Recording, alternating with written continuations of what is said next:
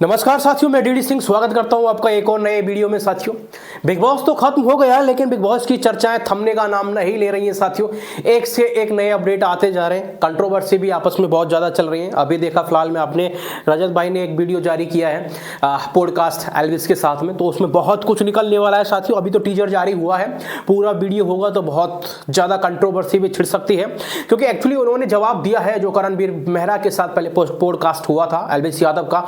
वहाँ करणवीर मेहरा ने जिस तरीके से बातें की थी, एलिगेशन लगाए, तो उन चीजों के ऊपर बातें की थी साथियों। लेकिन साथियों, आइए बात करते हैं इसी बीच में विवियन डिसेना की वाइफ नोरन जी का बर्थडे है आज, और आप भी बर्थडे विश कर सकते हैं। एंड सेकंड बात ये साथियों, उन्होंने अपने फेसबुक पोस्ट पे भी उन्होंने पोस्ट किया है बर्थडे को, और वहां पर लिखा है इस तरीके से, फोटो डाला है, फोटो डाल के ही लिखा है उन्होंने, हैप्पी बर्थडे नोरन, may Allah always bless you with all the happiness and love, keep smiling।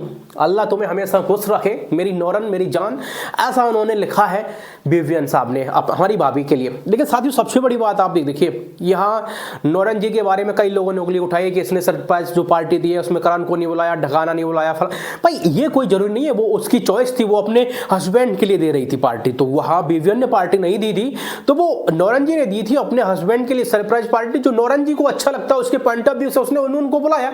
तो इसमें ऐसा कुछ नहीं था। हालांकि मीडिया ने बहुत ज्यादा बवाल बनाया था इस चीज का, बहुत लोगों ने बवाल बनाया था। लोग छोटा सवाल बनाते, लेकिन मीडिया उसको इतना बड़ा बवाल बना के पेश करती है सबके सामने, तभी तो हमारी मीडिया 150 प्लस पर है, पहले नंबर पर नहीं है। तो कहीं ना कहीं ये चीजें हैं साथियों। लेकिन आइए बात करते हैं नोरन जी को मैं इतना क्यों मानता हूं साथियों।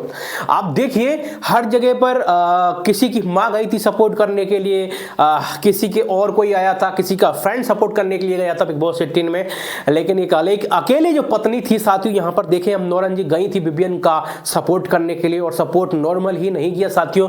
जो आदमी बिल्कुल खत्म हो रहा था, टूट सा जा रहा था, उसको बार बार हिम्मत बनाई थी नोरन ने, और नोरन बिल्कुल दमदार तरीके से खड़ी रही थी। लेकिन आज के टाइम पर अगर देखा जाए तो पत्नियां ज्यादातर एलिमनी की तरफ ध्यान दे रही है, रिश्ते बहुत कम टिक पा रहे हैं। लेकिन फिल्म इंडस्ट्री में ये जो जोड़ी है साथियों, वाकई में लाजवाब है। हालांकि इन्होंने लव मैरिज की, इनके धर्म अलग अलग हो, कुछ भी अलग अलग हो, लेकिन इनके मन इतने पवित्र हैं, मन इनके एक है साथियों।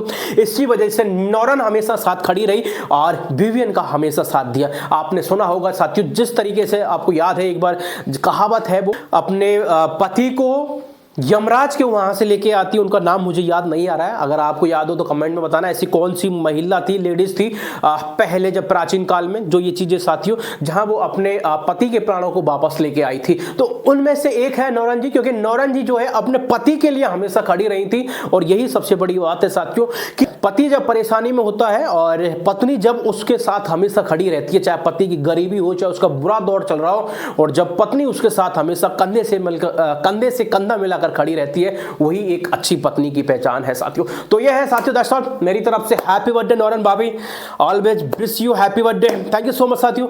आपको क्या ख्याल है नोरन जी के बारे में, कैसी लगी आपको भाभी जिस तरीके से उन्होंने विवियन साहब का सपोर्ट किया है। एंड साथियों, एक बार आप बर्थडे जरूर विश करें नोरन जी के लिए। थैंक यू सो मच साथियों, मिलते हैं ऐसे एक और नए वीडियो में। लव यू और लव यू गाइस।